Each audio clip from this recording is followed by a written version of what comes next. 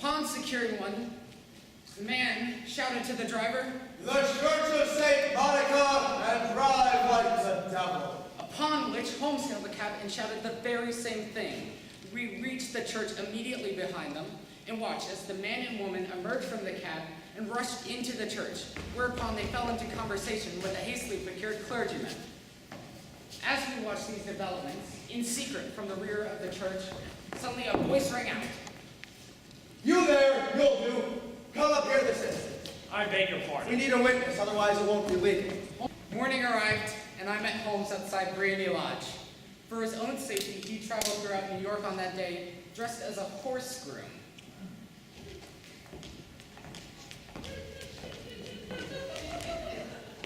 Good morning, Watson. Sleep well? I did not, in fact. I slept like a child. Some cold beef, a glass of beer, and off I went. Once we are out of New York, then I shall rest easier. Now, Doctor, I shall want your cooperation, and I hope you won't mind breaking the law. Not in the least. Excellent. There is only one point on which I must insist. No matter what transpires, you are not to interfere. You must do nothing whatsoever to come to my aid. I am to remain neutral. You are to remain outside of the sitting room window, which I shall open once I gain entry to the house. When you see me raise my left hand, like so, you shall throw this rocket into the room. A rocket. A smoke rocket. Nothing. Each murder is untraceable, meaning that Moriarty must now be caught in a crime in which he is personally involved. But the only reason he would involve himself in that way would be to encounter you. Precisely, I shall be the witness that convicts him. You can't do it, Holmes. Listen, You can't walk right into his trap. we are fortunate in this regard. Moriarty knows that I am involved in this matter with the king. Therefore, your highness, we shall press on. Thrilling, wasn't it, Watson? Well, no! That gave me quite afraid. Miss Adler came up with much of the plan herself. Based on a scene from a Spanish opera. And we improvised the rest right there on the spot. But the gas. How did you... The chemical mixture on the rags hidden inside of the valise replicated the smell of the gas perfectly. But the valve, the flywheel, it released the gas. If you look Before at the I answer, Watson, you must once again confess yourself utterly taken aback. I am. I confess it.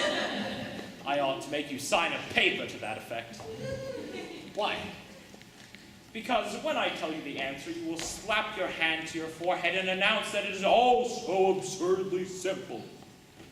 I'll do nothing of the kind. Very well. The gas line enters the building through a pipe in the alley. This afternoon, I sent a man to cap the line, leaving nothing but air to flow through the pipes. It's all so absurdly simple. Indeed it is. Now, Watson, we must hurry to the airport. Do you still have the instructions I gave you? Yes, of course. Ignore them. I have a new plan. One that will see us safely out of New York and on our way to Switzerland, where, on the eve of his wedding, we shall return the photograph and complete our business with the king. I must remind you, Watson, that I am a most dangerous traveling companion. You must feel free at any time to return to New York. Holmes. For if any harm should befall you, my friend, I would never forgive myself. I did not leave. In fact, at that moment, I resolved never to leave Homeside until this danger had passed.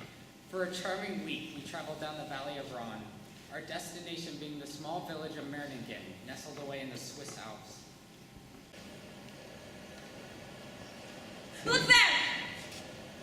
And there, in the clear mud of the path, one could clearly see Not one set of footprints, but two. the footprints of two men leading away towards the end of the path. There were no footprints returning. Holmes! Holmes! Are you there? Holmes!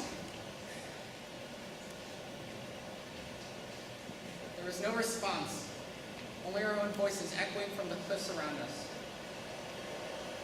Once we returned to where Holmes had left his walking stick, we could see something gleaming in the rocks. was a small cigarette case.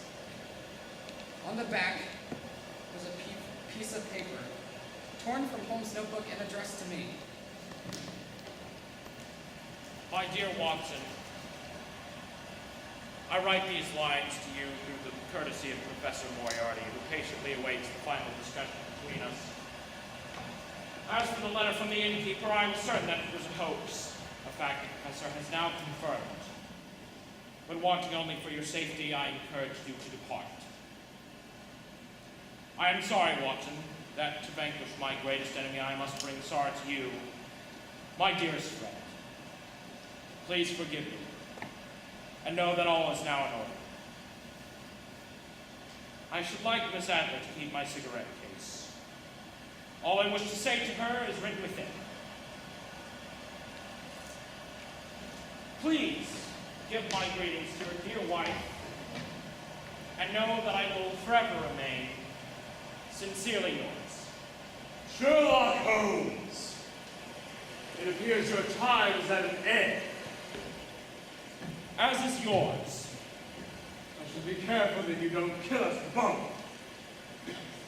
It is both or none.